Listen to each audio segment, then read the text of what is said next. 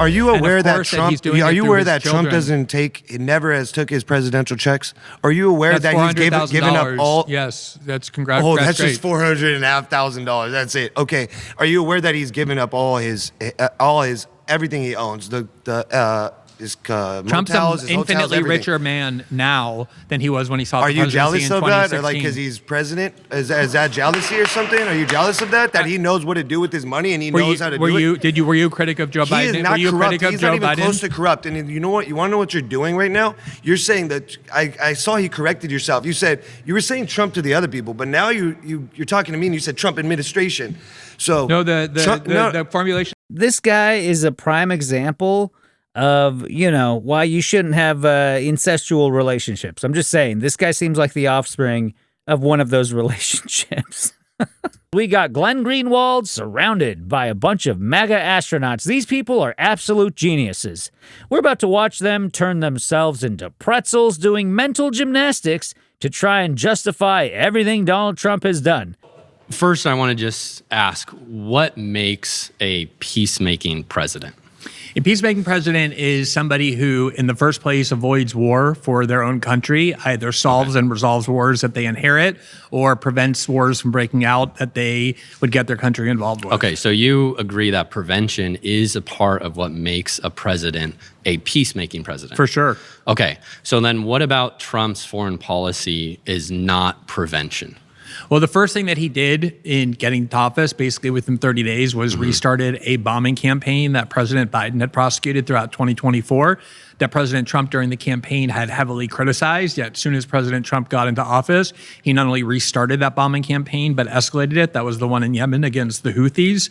It went on for about 5-6 weeks, or entailed hundreds of people who were dead. Was that not necessary for like global trade to ensue? Was the Houthis not attacking multiple different ships? And no, the Houthis were only attacking Israel at the time that President Trump did that. There was a peace deal that President Trump engineered that ended up being very temporary. And the Houthis said, for as long as this peace deal is in place, we won't attack ships. Once the Israelis started violating it, not letting food, they said, we're only going to attack Israeli ships. So here's a question for you, Glenn. Are we still in conflict in Yemen?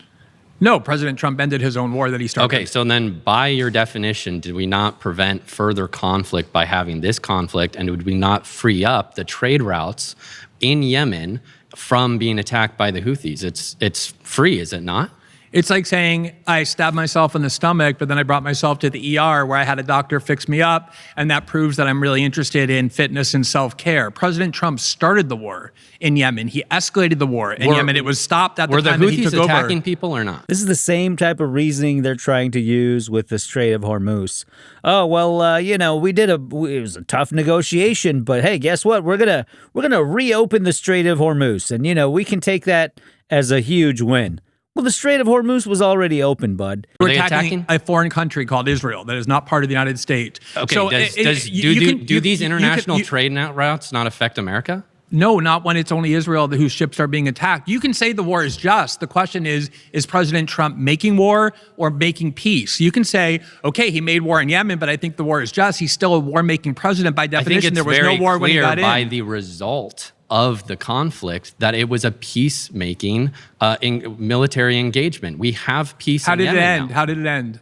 How did it end? It ended by the Houthis saying, we will not attack anybody except the Israelis, and as long as they're denying food and water entering into Gaza. And they continued to do so. It achieved nothing. All it did was have the United States deplete our missiles, our military force, our resources. It was a war that didn't exist, that Trump created. Yes, congratulations, he ended his own war, but that is an example of a war-making president. There's obviously war in Iran as well, that he inherited a presidency where we were not at war with Iran. We are now at war with Iran. We've twice gone to war with Iran under President Trump. That's another war that he's made. Do you not agree that Iran is a major threat and destabilizes the Middle East all the time? I don't. It's funny that the remaining MAGA supporters today are all Israel firsters, and so, by extension, find fault with every country in the Middle East except Israel, who is actually the primary destabilizing force in the Middle East and has been For decades, these people have been waging war on their neighbors, trying to expand and steal land, committing genocide after genocide, in the middle of one right now.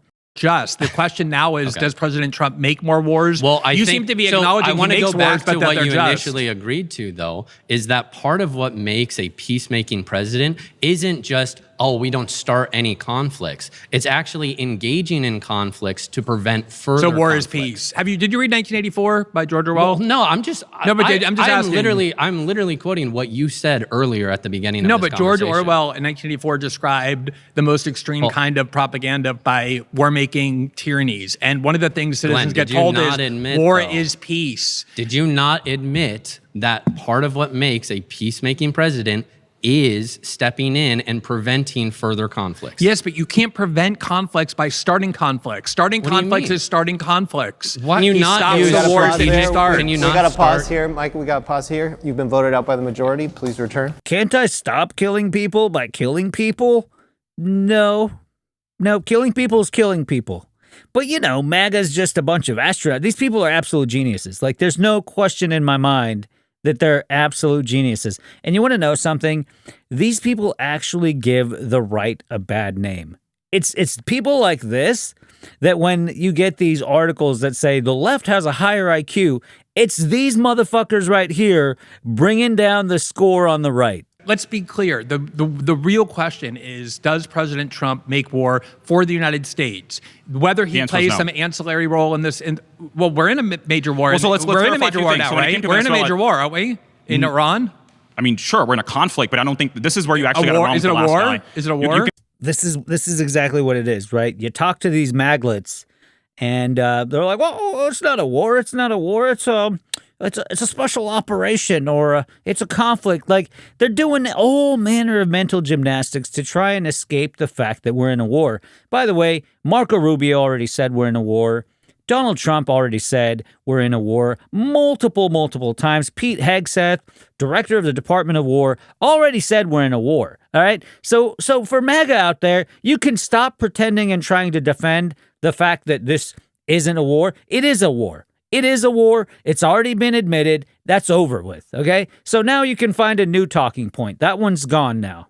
can call it's a war and a conflict. There's no necessary, there's no disagreement there. It's a conflict and a war. It's both, right? But the conflict didn't start recently, right? In 1979, Iran kidnapped 66 Americans and held them hostage for over 400 days, right? So why did they do that? happened because they're anti-Western. But hold on, just let me finish this. So the conflict with Iran, or our issues with Iran, in reference to specifically the Islamic Republic, started more there. In 1982, 3 years later specifically, there was the Beirut barracks bombing, which I'm sure you're familiar with, where 242 Americans were killed in Beirut. They were there as a peacekeeping force, actually. And guess who specifically? I believe in 2002, a federal judge actually ruled that Iran supplied Hezbollah and gave them intelligence to kill 242 Americans.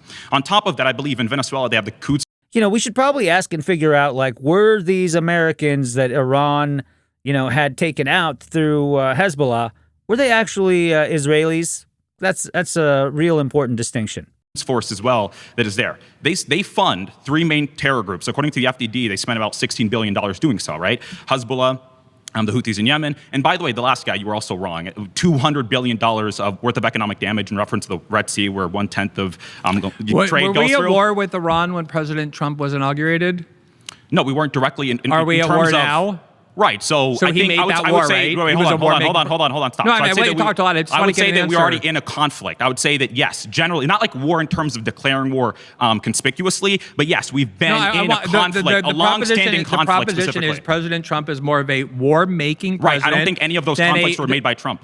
That's where you're wrong. India and Pakistan were in conflict prior to the war that you mentioned, and right? we were in conflict with Iran. Exactly. Prior to There are a this lot of people as who well. are there are a That's lot what you're of not there are a getting. lot of countries that are in conflict with one another. Right. They're not You're all right. at war. Most of them are not at war. The United Right. States became in a war with Iran when Israel and the United States announced that they were attacking Iran and started a war with Iran. Of course, Right. there's conflicts. There's conflicts between Brazil and Argentina. Sure. There's conflicts between Peru and Uruguay. There's But you're conflicts being between. vague.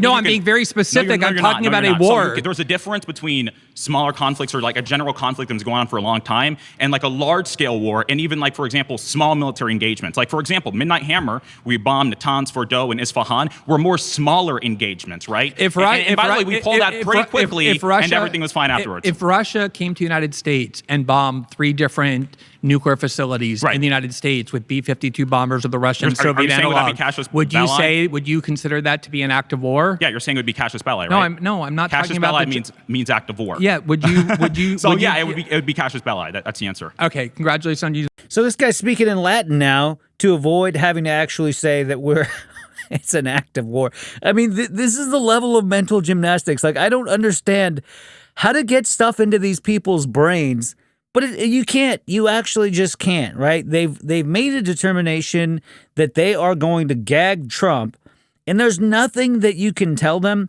Like, one of the biggest mistakes that I've probably made most of my life is assume that you can use facts and logic, to convince somebody who doesn't believe in facts and logic. They operate on feelings and vibes and things like that. So these people, the current MAGA operation is all just vibes, right? They're running on vibes. They don't care what Trump does because you can put, today they might say, we don't like pedos. Tomorrow you can be like, well, we just got proof that Trump was a pedo. Yeah, that's not that big of a deal. They'll just be like, it's not that big of a deal. So they'll change their beliefs on the fly just to justify their vibes for Trump. And so you just can't convince some people no matter the facts that you give them. I'm just wanting to. I don't want to necessarily test your language. That would be an act of war, right? Yeah, the same way. Hold on. The same way that, for example, the IRGC, the Pakistani guy that was recently convicted, he admitted that the IRGC paid him and tried to give him intelligence to assassinate Donald Trump around the time where Butler happened. That's also a casus belli. Were we at war with Iran? The fact that the IRGC tried to kill our president. Were we at war with Iran? Were we at war with Iran? Were we at war? We've been in conflict and an act of war with Iran for a very long time. Okay, but you just. And it's funny that you're not mentioning. You're not mentioning the fact that 242 Americans were killed in Beirut in 1982. The United States has killed countries throughout the Middle East. You know what President Reagan did in response to that? He said the reason this happened is because we have a military base in Lebanon where we shouldn't be, and he withdrew those troops. That's because he knew that the reason we were being attacked was because we were interfering in that region. Yeah, we were there. The reason that Iran took over and the embassy was because we had overthrown their democratically elected government in 1953 and imposed a savage, brutal tyranny on them that ruled that country from 1953 until the revolution in 1979. Sure. But these are all historically interesting points that we could talk about with the justification. No, it's not wrong. The point is, I asked you earlier, was the United States at war with Iran? The answer is yes. But you said no. And it depends on how you're defining war. It depends on how you're defining war in long-term conflict. But let me hold on. The point is, we were not at war, as you said the first time when I asked you, with Iran. When President Trump took office, he didn't talk about there being a war throughout the 2020 talked about 2011, and we are now in a war because he made a war. He continued said Iran cannot have a nuclear weapon. By the way, can you explain to me the reason for 60% enriched uranium? No country that has tried to, or even been in talks of trying to get a nuclear weapon, has ever reached 60% and not gotten to 90%, because which is President weapons Trump grade. invalidated the agreement where they were only at 3%. President Trump make this war. No, that's not. The answer is no. So we were at war.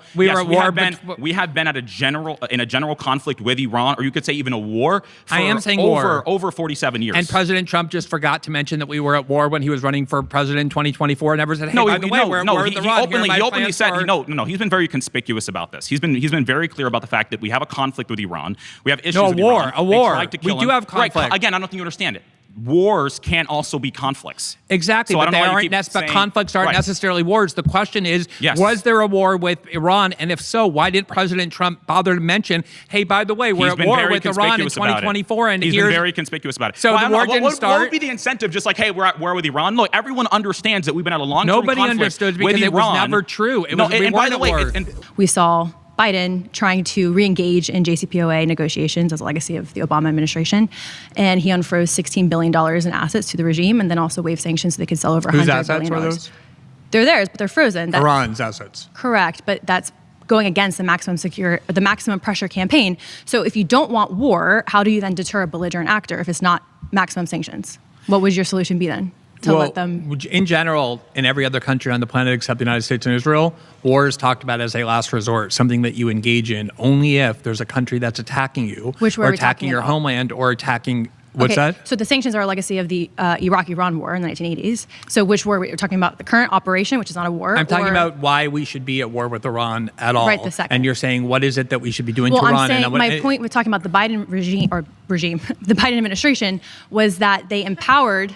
We could maybe use regime. They empowered the Iranian regime diplomatically, financially, which then positioned them for October 7th. And also the Houthis. It is true, the Houthis blocked off the Suez Canal for 4 to 5 months. We also had British military naval ships in the region, U.S. military ships. So they weren't just attacking Israel, although, yes, that was a part of it. So we saw a destabilized Middle East because of the direct Okay, so empowerment let me with Iran. just, it's interesting because I think there's a very American perspective because we are a country that is constantly at war, unlike everybody else on the planet. The last time China fought a war was 1979, and one of the reasons they're displacing the United States and every region in the proxy globe, powers around the including world. Latin America and Africa, is because they spend their resources building up their country while we have our country deteriorating because we spend so much time and money and effort and Well, that's resources one on take. foreign The wars. other take is that they don't have the conventional capabilities to They enact a have a full-out war. massive, gigantic military. They just don't. They just know but we still that, which deter is that what, by because the of way, our which was what military. President Trump's primary political appeal was that we're constantly fighting these foreign wars. We have to stop fighting foreign wars in the Middle East so that we can focus on our own communities and our own country. And here we are back in another one. But I think the point about Iran is So why have these people, all the MAGA supporters, after hearing Trump saying, we need to concentrate our money back on the United States, we need to, basically be an isolationist country and deal with our own problems, immediately once he switched over, MAGA's just still there. Like the core group, the lunatics are still like, yeah, well, potato, bro. It doesn't really matter that much.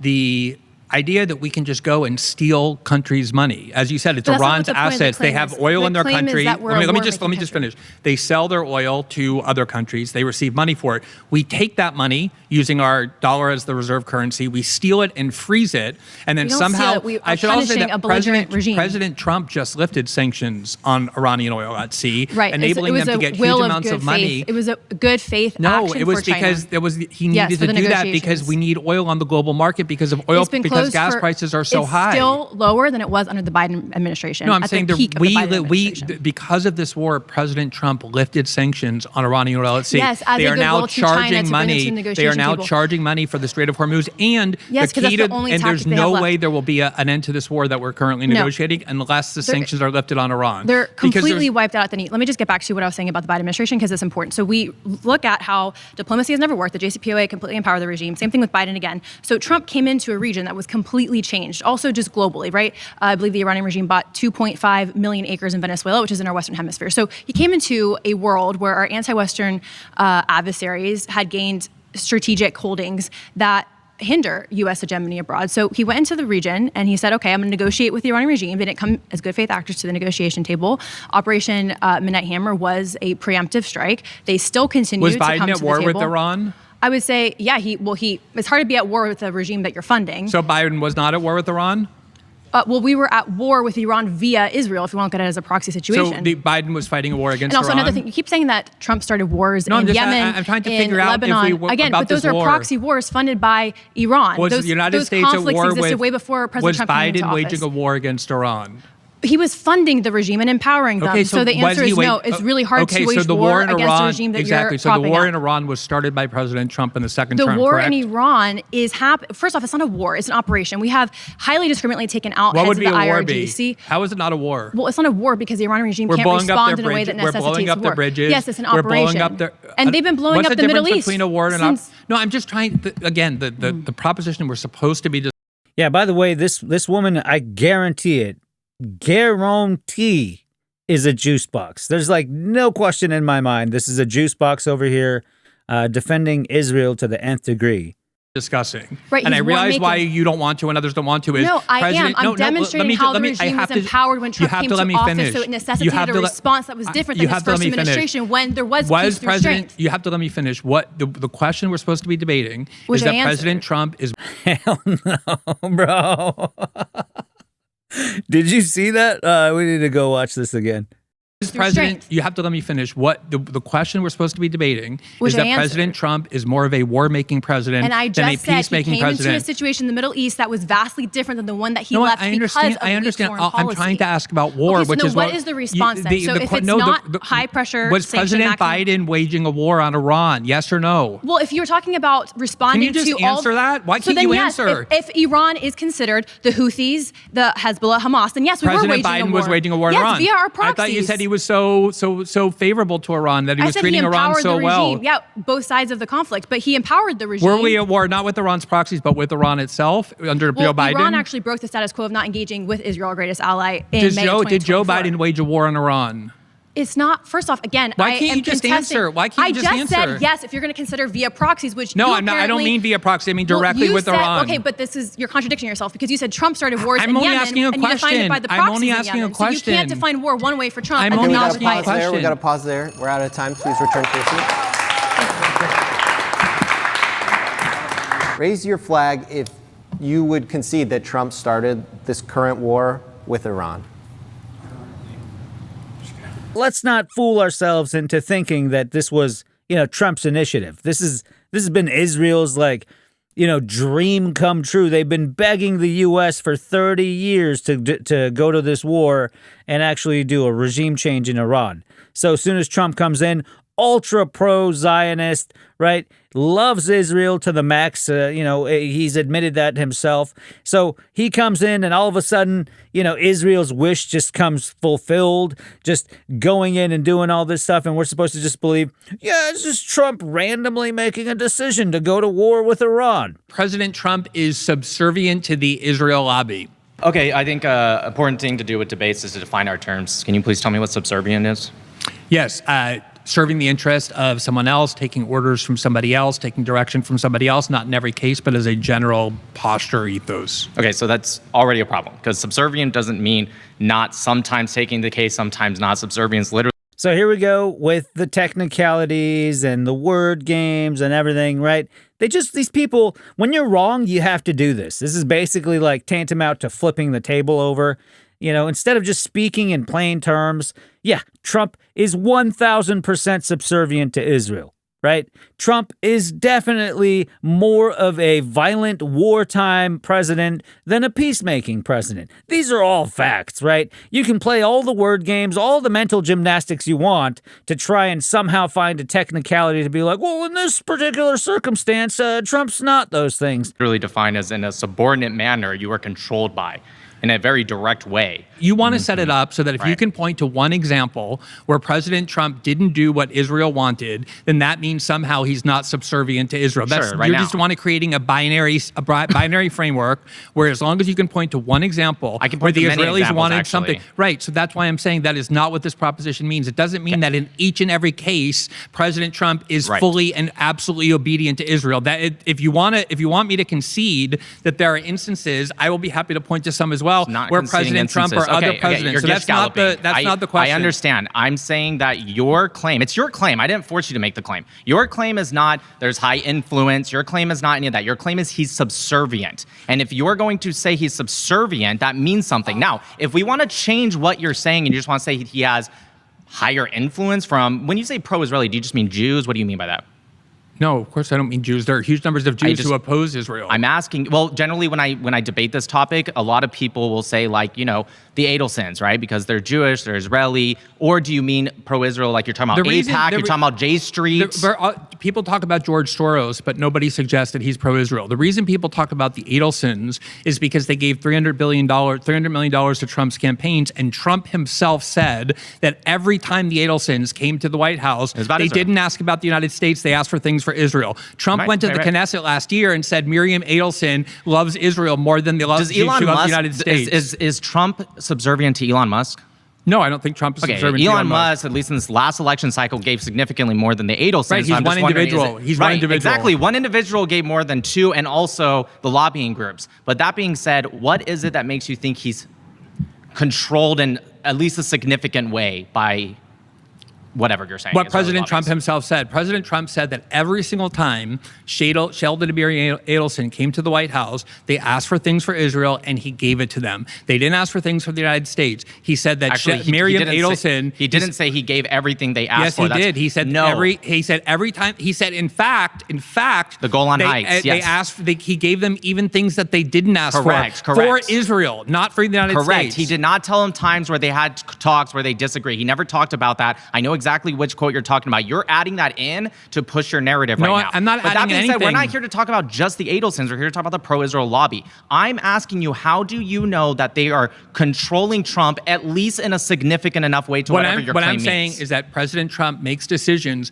in the interest of the Israeli people and the Israeli government Sure. over and above the American people, and it's the only country for which that's true. That is subservience. Okay. We can go back to the semantic definition, but that is what I mean. And there's so many instances where President Trump has taken steps, and right now his entire focus is on a country that is Israel's primary adversary, that Israel has wanted for decades, the United States, to Okay. go in and change the regime. I for understand the benefits of hyperbole. Israel. His entire focus is not on that, but I get it. But my question for you, I would 'cause you hope it are is. not- It's a very dangerous war. Right, He should be. You're Yeah, this war is actually another thing that's proof of that, right? He's going to risk American lives, spend American treasure and military assets and everything that we value. He's going to spend all that. Why? For the sake of Israel. So, yes, he's always going to land more heavily on the Israeli side than the American side, and he's proven this through his actions multiple times. argument, you trying to prove your argument's failing because what you're saying is that he is just giving everything they want as if I didn't say it's- that.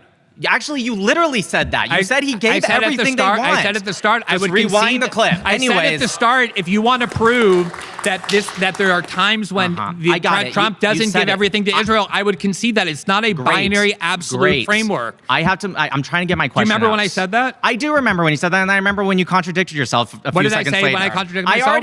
I already said this point, but here's the problem. When he said that people go in, we want this, and he's like, I don't really agree with that. It's like, well, we'll give you some more money. He's like, okay, I agree with it now. How do you know Trump doesn't just already align with the same ideology? The reason I know is because President Trump spent a full decade promising people like you and everyone else who voted for him that he was not going to involve the United States in more Middle East wars, in more regime Actually, change it's not what he wars. said. That is the basis and foundation for Trump's entire political movement. Israel comes to the United States, and there's no way to compare Israel to any other country. Netanyahu came 7 times. No other world leader came twice. We give billions and Wow, billions an of ally came dollars to to the White Israel. House. I thought Wow. I let you talk, and yet you sit there and say, let me talk, and then I get 6 words out, and Go you ahead. can't control Go yourself. ahead, Glenn. So there's no comparison. We give infinitely more money to Israel. We deploy our military forces to protect Israel. President Netanyahu, Prime Minister Netanyahu came 7 times, and then when he was done coming, Donald Trump turns around and does exactly what he's been promising for a decade that he wouldn't do, which is he goes to war in the Middle East, a regime change war in the Middle East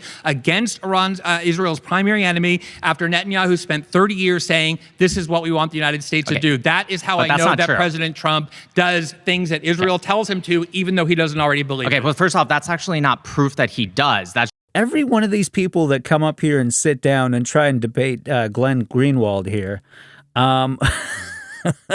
there's one thing they all have in common. Well, a couple of things, but the primary thing is these people are afflicted. You can see them based on like their facial movements, their their quick anger that kicks in when they're not hearing something that aligns with their cognitively dissonant mind that they've created over the years. So you just see their affliction just coming out. It's insane. You can even see the ones that are sitting off by the side. They're afflicted. Like, watch their movements, their body language. It's demonic, almost demonic. It's just an indication that you might be right, but I'm going to correct your quote. Actually, President Trump said multiple times, just off the top of my head, I'm sure I'm missing some. He said multiple times that he doesn't want to go straight to military action with Iran, but he has made it very, very clear that if negotiations are exhausted, I will use the military option. For regime change? Okay, first off, do you know what the 4 goals of the war are in Iran?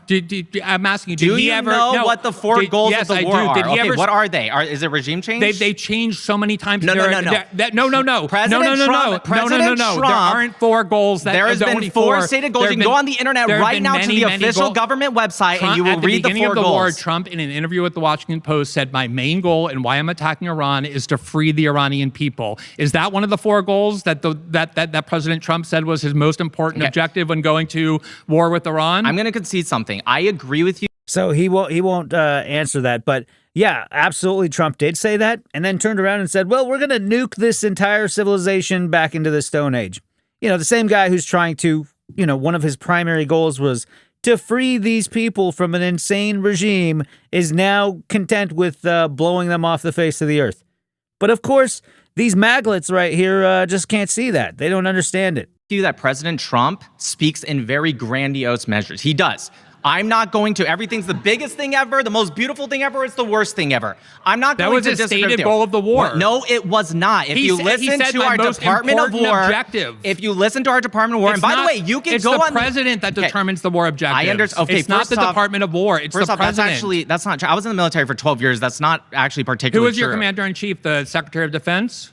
No, it's not. It was the president, right? No. First off, that's not how objectives are attained. You're right. He agrees with them or disagrees with them. And again, I agree. Trump will go on interviews and he will say stuff who sets war goals for the United States? Well, first off, it's actually a complex measure of how it goes out. Are you asking who agrees with the finalized goals? When a war started, who determines what the goals of the war are? Again, it's a very complex it's the president, measure. Correct? Again, if you're saying agree with, he gets briefs, he gets people from the Pentagon. Who's the final decision maker about the goals of the war? That's the right question, and that would be the commander-in-chief. The that president, is true. right? Right. So and if you look at the official memo, to know what wars are, if you look we at look the to what the president says. I got it. If you look at the official memo that was signed by him, that was pushed out and still on the government website to this very day, you can read the main objectives of the war. Has he said that regime change is one of the goals of the war? I agree that he's implied it in interviews. Has he said it explicitly?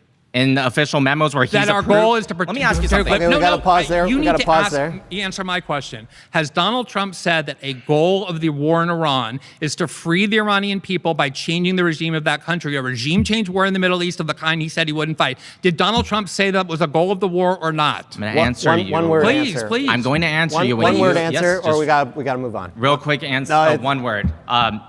He said it in interviews. Yes. Thank you. Thank you. My next surrounding claim is the Trump administration has been considerably more corrupt than the Biden administration. How you doing? Good. How are you? Doing well.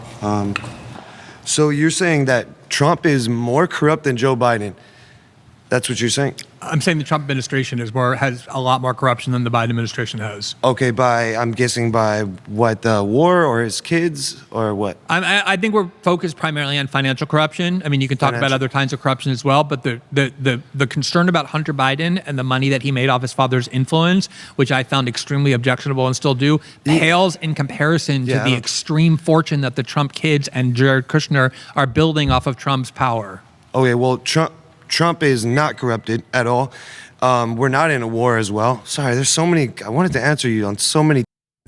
Bro, this guy is giving off my uncle's my dad vibes. You know what I mean? Plus, he probably should have taken a shower before showing up. I mean, he looks like he just left his mechanic job and showed up here to have a debate with Glenn Greenwald.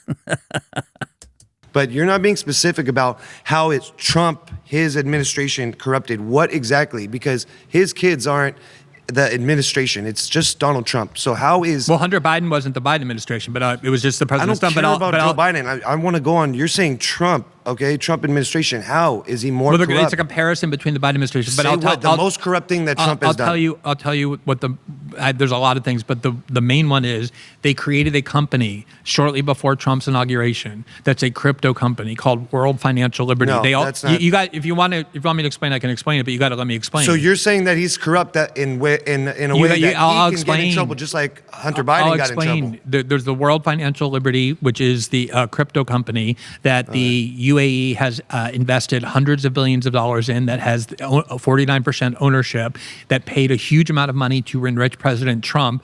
On top of that, he created this coin, the Trump coin, where any foreign influencers or foreign power can pour as much money as they want into Donald Trump's pocket and have done so. Are you aware that Trump? Are you aware that Trump never has took his presidential checks? Are you aware that he's given up all? Yes, that's congrats. Oh, that's just $400,500. That's it. Okay. Are you aware that he's given up all his everything he owns? The Trump's motels, an his hotels, infinitely everything. richer man now than he was when he saw Are the you presidency jealous in of that, or 2016. like because he's president? Is that jealousy or something? Are you jealous of that? That he knows what to do with his money and he knows how to do it. Were you a critic of Joe He Biden? is not Were you a corrupt. critic of He's Joe not even Biden? close to corrupt. And you know what? You want to know what you're doing right now? You're saying that I saw you corrected yourself. You said you were saying Trump to the other people, but now you're talking to me and you said Trump administration. So No, the formulation.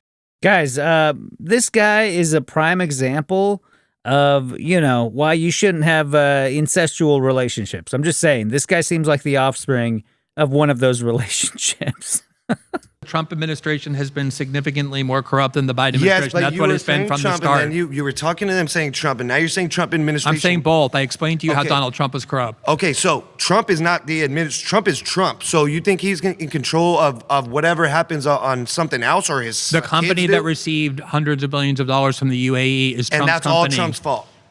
Trump's company. He created the company with Steve Witkoff, with Steve Witkoff's Is that kids. Trump's fault? Yes or no? Yes, of course it's Trump's fault. He was the How? one who created the company. How is it Trump's fault? Because Trump is the one who received all that money and now is in bed with the UAE. It's exactly the kind of quid So pro are you quo saying that he we should gotta be Trump pause arrested there. right We now? gotta pause You're there. saying he should be arrested. I don't think. I So think how it is should that be. corruption? We got pause there. You've been voted out. All right, guys, leave a comment and let me know, did any of these people have a valid point? If so, let me know what it is, and I will catch you guys in the comments section.